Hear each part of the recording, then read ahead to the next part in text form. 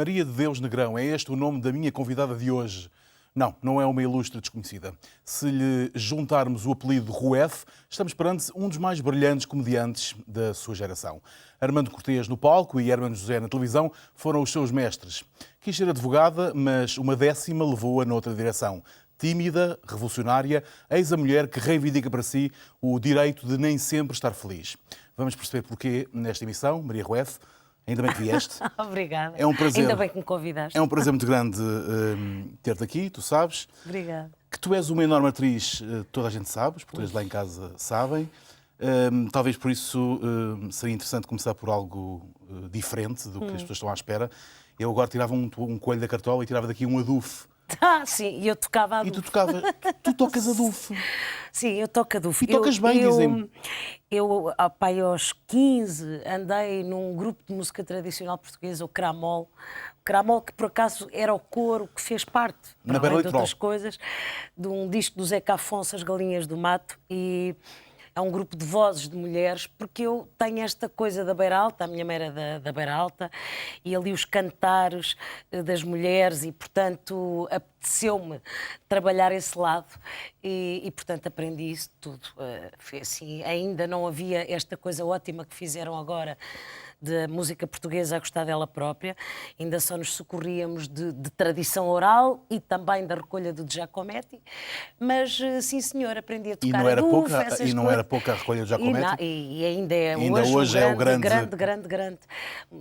E portanto, olha assim, andei por aí, por O que esse... cantavas? E cantava, era contralto. O que é que cantavas? Cheguei até música tradicional do país todo. Era uma maldade grande, se eu te disse agora para trauteares uma... Não, mas olha, posso-te fazer um pregão, e porque ainda por cima, como eu já tinha esta apetência para o teatro ou para as imitações, num dos espetáculos que o Cramol fez, eu fazia uma espécie de pregão da azeitona cordibilo, e eu fazia exatamente igual à recolha, que é azeitona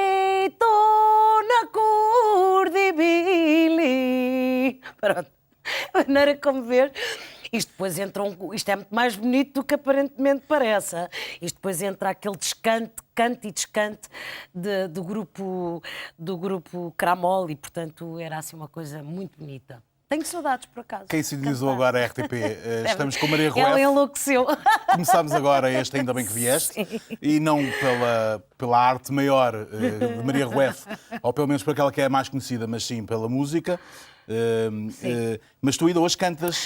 Canto, porque olha, a minha mãe cantava ao pé de nós, todos nós cantamos músicas da terra dela, Carvalhais de São Pedro do Sul, As Mulheres da Massadela, uma data de coisas, que é como te digo, são músicas que vão passando por tradição oral, nas famílias, e como nós éramos ali uma família, ainda somos, uma família bastante numerosa, o nosso Natal, para fazermos as horas de chegar o Pai Natal à meia-noite, cantamos assim, temos repertório para 2, 3, 4 horas, se for preciso, Isso é maravilhoso. sem parar.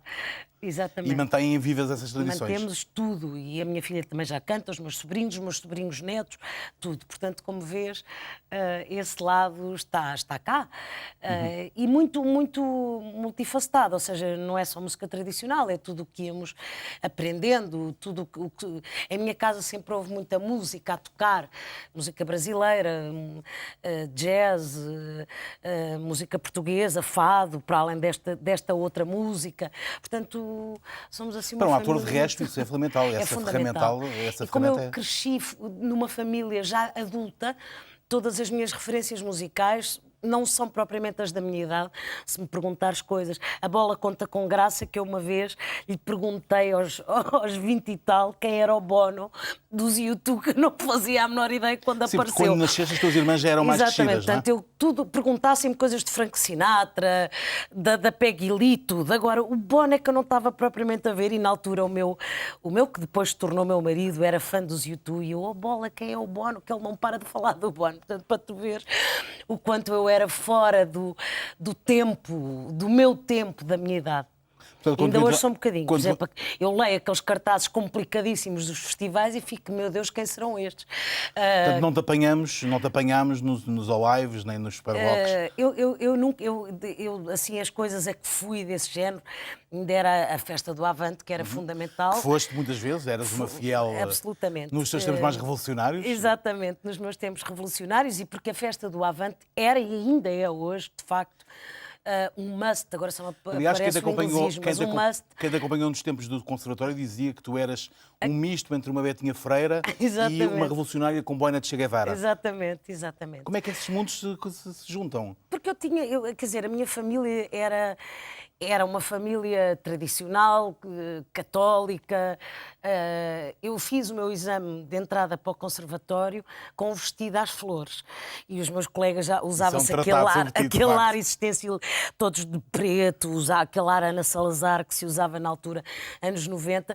E curiosamente, um dos meus colegas, no outro dia, o Miguel Borges, o Micos, disse-me isso: não, tu é que eras a freak, porque tu é que estavas completamente fora do que se usava e da carneirada. E, portanto, se calhar é isso. De facto, nunca correspondi exatamente a nenhum padrão, não é?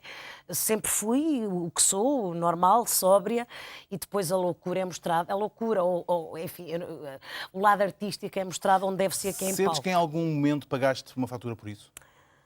Porquê? Por estares fora da carneirada? Não. Eu acho que, eu vou-te dizer, esse meu outro lado de ser diferente, até acho que teve louros, se queres que te diga. Acho que teve louros. Claro que como mulher, de ser uma mulher fora do padrão habitual, não é?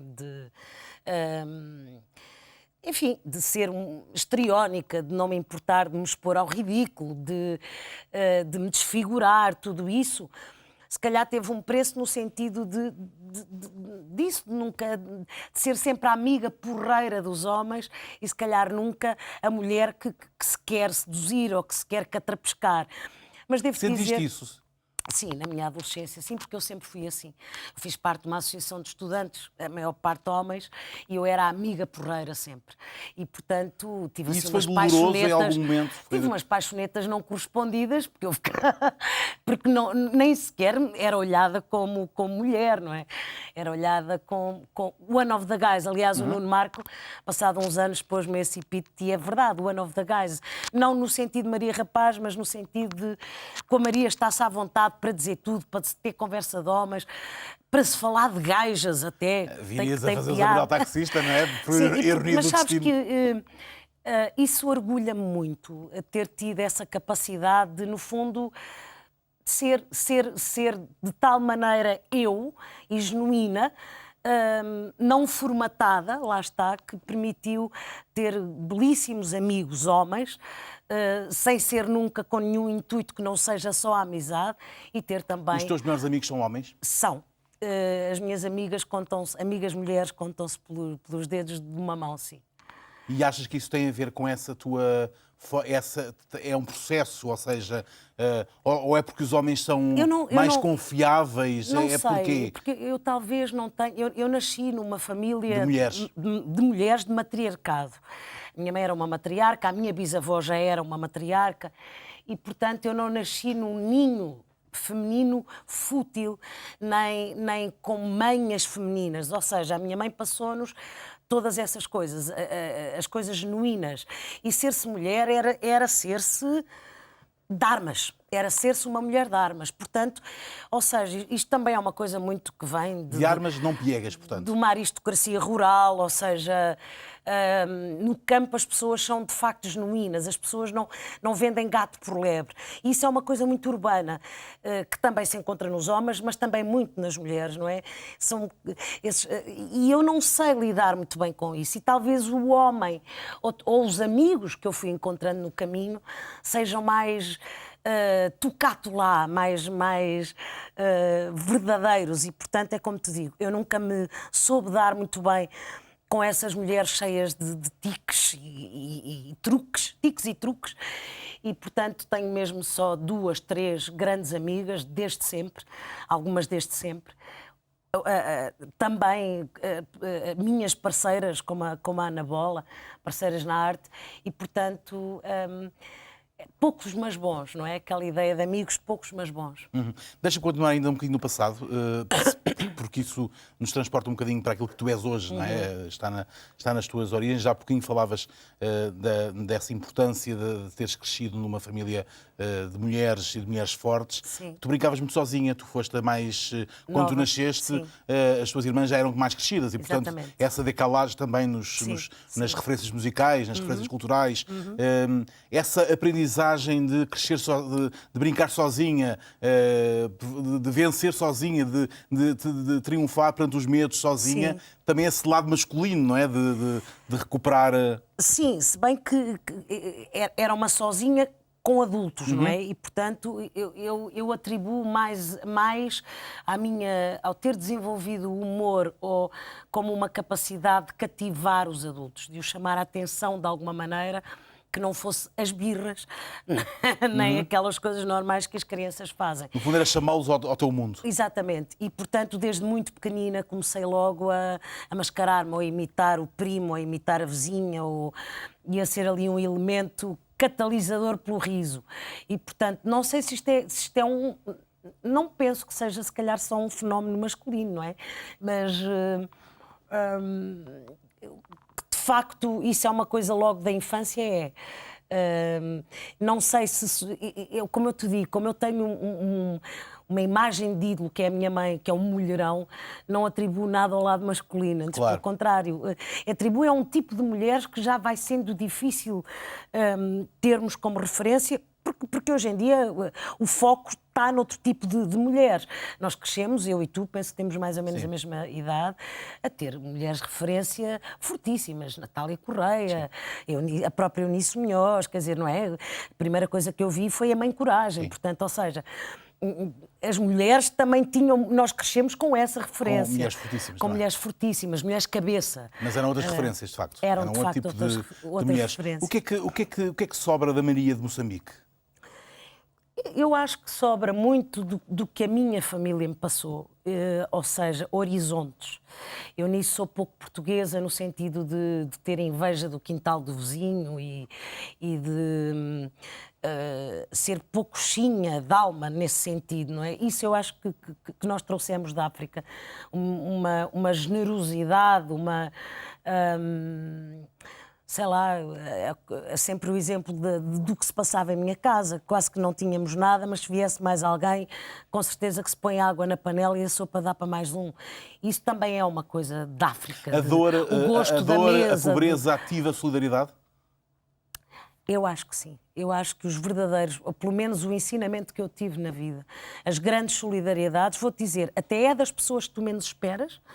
E no nosso caso foi, por exemplo, a enorme generosidade de uma senhora da rua, que estava à frente da leitaria da rua e que durante anos não cobrou sequer o rol de todas nós íamos a abastecer-nos daquela leitaria. Ela sabia a grande dificuldade financeira que nós vivíamos e eu acho que nem nunca cobrou essa despesa à minha mãe. Portanto, isto é de uma enorme bondade. Uma senhora da rua, na Graça, portanto, esta coisa que eu tenho sempre, esta ternura pelos bairros de Lisboa, porque são de facto pequeninas aldeias e há de facto no português simples uma bondade inacreditável que eu espero que não se perca de vez. Noto se calhar um bocadinho as pessoas a perderem isso, mas devemos muito a essas ajudas quase dos anónimos, às vezes até mais do que as partes familiares com dinheiro.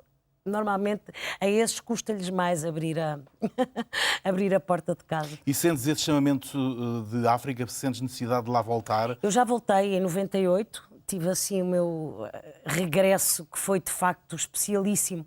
Fui fazer um espetáculo com o Herman a Maputo e pude na altura, porque o Paulo Dentinho era o nosso repórter em Maputo, E ele conseguiu, através da Consoleza, que eu fosse à Beira onde nasci, porque a Beira ainda estava muito destruída e ainda não era assim muito fácil passear por lá, e eu consegui, de facto, pela primeira vez, juntar o cenário à minha história. Como calcularás, cresci 20 anos, não é? E sobretudo, foi muito tive emocionante, essa... seguramente. Muito emocionante, porque... é a sensação de que eras forçosamente outra pessoa, se lá tivesses crescido. E mais, depois de isto não tem a ver, eu digo sempre isto, mas é verdade, não tem a ver com cores políticas, mas tem a ver com o comum. O abraço, eu tive um ataque de choro e um dos nossos seguranças, eu pedi para ir a uma igreja para poder estar mais à vontade a chorar, e ele entrou, o segurança que nos disponibilizaram, e agarrou-se a mim a chorar, a dizer: nós também temos muitas saudades. Ou seja, à parte de todos os modelos políticos, de tudo o que falhou ou não falhou, os comuns, quem de facto estava integrado, que era o caso da minha família e de algumas famílias de lá, e que nos sentíamos moçambicanos, não é? Este amor mantém-se vivo. E já voltei há quase 4 anos, talvez, para mostrar à Laura o sítio onde eu nasci, e voltou a acontecer exatamente este género de coisas. A Laura foi brincar para a praia e integrou-se de tal maneira com os meninos que estavam a brincar na praia, que só me diziam... Como se fosse dali. Exato, eu quero ficar cá, mãe, aqui é que se está bem. E, portanto, há aqui este chamamento. Como é que foi regressar a Portugal e sentir na pele, no dia-a-dia, aquela espécie de chancela que durante anos foi tão forte, Sim, consubstanciada naquela palavra retornado, que é uma palavra que durante muitos anos teve uma carga imensa e terrível. Imensa. De tal maneira imensa que até há pormenores que nós, se calhar, não sabíamos. Mas, por exemplo, quando os táxis usavam atrás folha de eucalipto, não sei se tens essa imagem, não. Folha seca de eucalipto atrás, era para afastar os maus espíritos que os retornados traziam, ou a ideia de que viemos roubar o lugar às pessoas. Eu percebo isso tudo, percebo o país que tinha acabado de sair de um regime dificílimo, o nosso pensamento completamente ainda escuro, cinzento, sem horizontes, amedrontado. Percebo isso tudo, mas percebi infelizmente na pele a imensa hostilidade em receber os próprios, não é? Porque nós éramos portugueses também, como eles.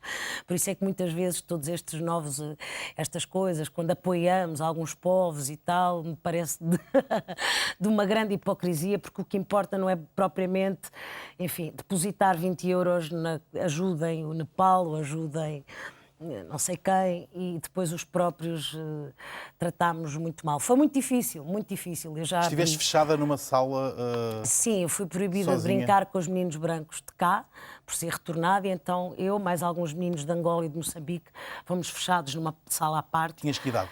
4. Como é que se trabalha? Trabalha-se com uma mãe extraordinária que mal percebeu esse episódio, tirou-me imediatamente desse infantário.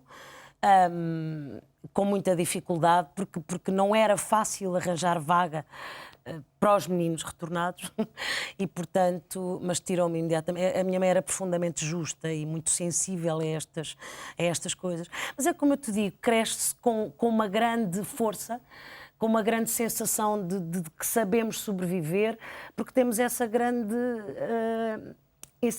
ensinamento que é: isto é de facto tudo uma roleta russa. Portanto, hoje podemos estar muito bem e amanhã vem qualquer coisa que nos põe no lado oposto. Por isso é que nunca devemos nem cuspir para o ar, nem achar que a nós nada nos acontece, a todos os níveis, não só Sim, claro. em termos financeiros, de doença, de opções sexuais, portanto, todos os preconceitos, que é das coisas que eu tento, na minha arte, mais lutar contra o preconceito.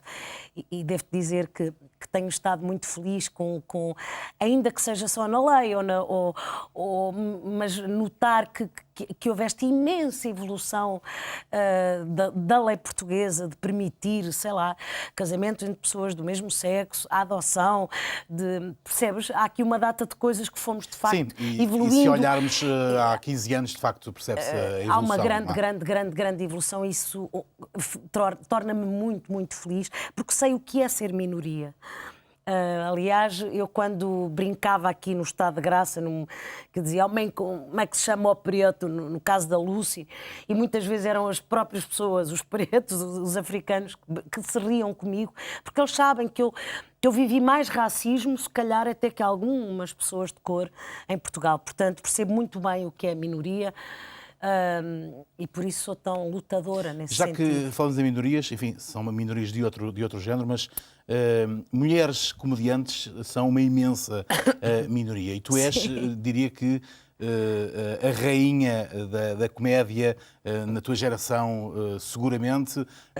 Coisa que, aliás, não espanta. Tu quiseste ser, antes de ser atriz, quiseste ser advogada, Sim. professora, cabeleireira e rainha. Não, eu dizia isso porque, no fundo, a forma que eu arranjei de ser tudo era ser atriz, não é? Eu quis ser várias coisas. Ser rainha. Queria ser várias coisas. Isso era quando era miúda. Mas pronto, a profecia concretizou-se. Eu não me sinto rainha de coisa nenhuma. Sinto que tive a sorte de me abrirem uma porta muito grande e devo a outra rainha, a Ana Bola e ao Herman, essa grande porta da família Herman. E, portanto, pude, na senda deles, que desbravaram muito caminho, fazer o meu trabalho. Atenção que eu disse a rainha da tua geração. Eu sei. Não esquece da Ana. A Ana Bola, que já esteve aí, aliás, logo no segundo programa neste Ana Bola, da Maria Vieira, da Marina Mota, sim, ou claro seja, da Maria João Abreu. Há muitas mulheres a fazerem comédia. Talvez não tenham esse protagonismo, ou não se lhe queira dar esse protagonismo, porque, tal como na altura quando nós viemos da África, ainda estávamos debaixo ali de um regime difícil, nós ainda estamos a varrer muitos cantos à casa, sabes? E esse preconceito em relação à mulher, ou a mulher comediante, mas é uma coisa mundial, não é só portuguesa, ainda é difícil. Ainda não é uma coisa... Mas porque os homens têm dificuldade em rir com uma mulher? Não, eu acho que de alguma forma faz medo uma mulher humorista, porque não sei se é o medo de o que é que de repente esta maluca me pode fazer. Pode fazer o pino, pode dizer coisas sobre... Pode gozar comigo, com algum telhado de vidro que eu aqui tenho. Eu acho que o humor, como tem também qualquer coisa de liberdade, ou de acesso de liberdade, provavelmente isso intimida e faz medo. E quase que tira o poder das mãos, não é? Quando digo poder, não é poder de mandar ou contratar. Poder, de ter poder no sentido de ter em controle, não é? O controle das coisas. Falámos há bocadinho do Herman, que te pesca, digamos, no bar do Joel Neto, no Joel Branco da Costa Caparica. Estavas tu com o João Baião. Exatamente, fazer um café-teatro. Exatamente. A marca do Herman é brutal no humor nos últimos 30 anos. Ele, sim, o verdadeiro revolucionário, não é? Porque Portugal, ele foi quem ensinou a minha geração e muitas destas, porque por mais que agora tenham aparecido nomes importantíssimos, o Herman é que nos permitiu a todos tocarmos em pontos onde não era possível sequer tocar, não é? Aliás, eu ainda estive ao lado dele, no Herman Enciclopédia, o sketch da Última Ceia foi censurado ainda, portanto, só passaram 20 anos. Foi Parece ontem. uma eternidade. Parece, mas foi ontem.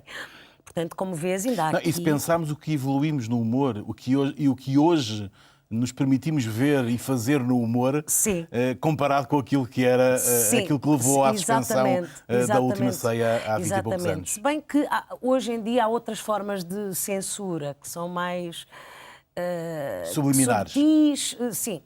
terá mais a ver com Perigosas esvaziamento, também. muito mais, porque não tem rosto, tem mais a ver com grupos económicos e esvaziamentos do que propriamente, se calhar, assim, um lápis lazuli bem à vista. Um outro mestre, antes, Armando Cortês, em 91, quando tu te estreaste com o Quem Muda a Fralda à Menina. Sim, no Vilaré. No Vilaré. Sim.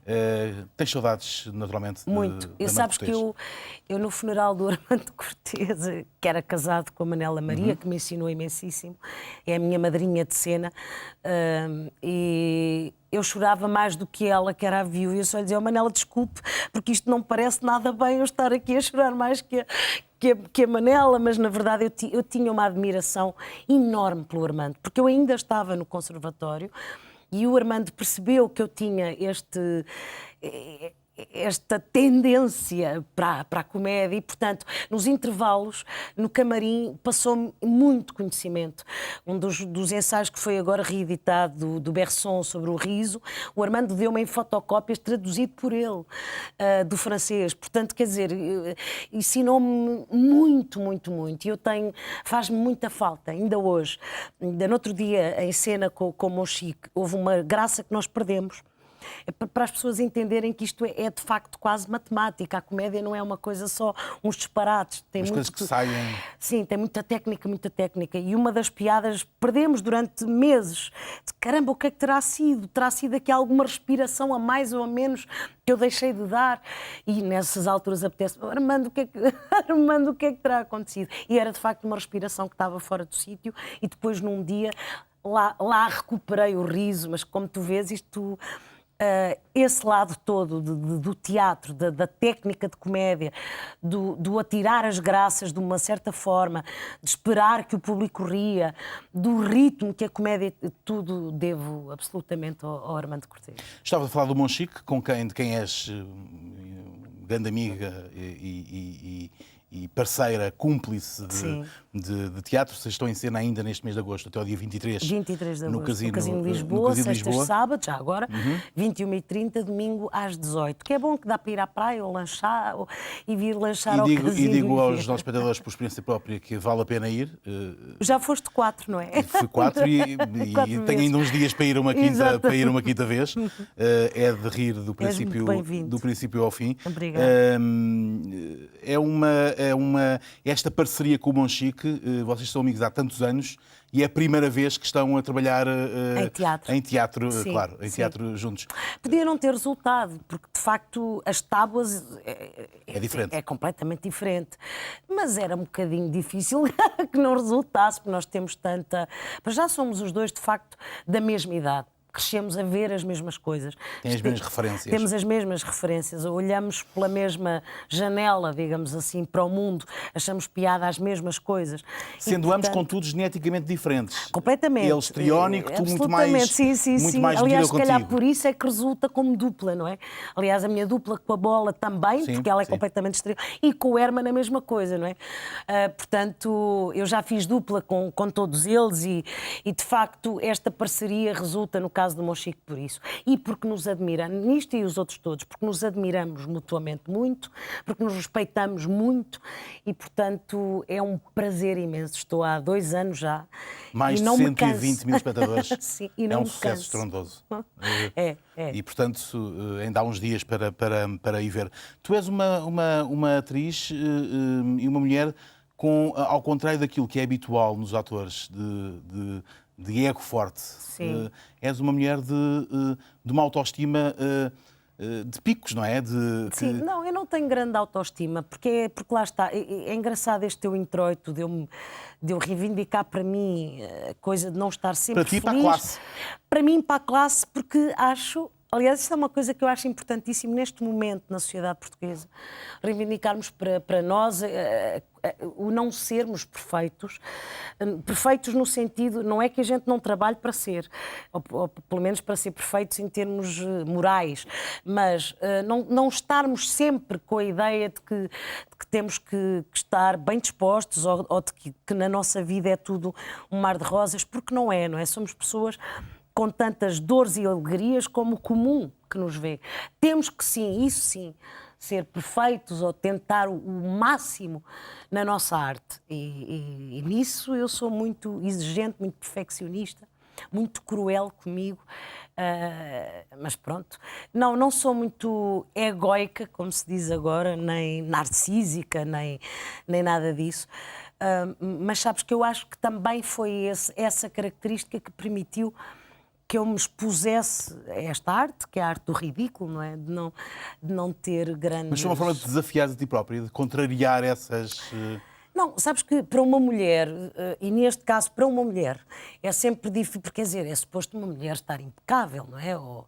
Ou enfim, ter a perna exatamente no sítio, não ter barriga, ter o peito de uma certa forma, o cabelo arranjado, e portanto, quando tu te expões com bigode, cabelo ceboso, ou faço uma mulher desfigurada em que exponha barriga,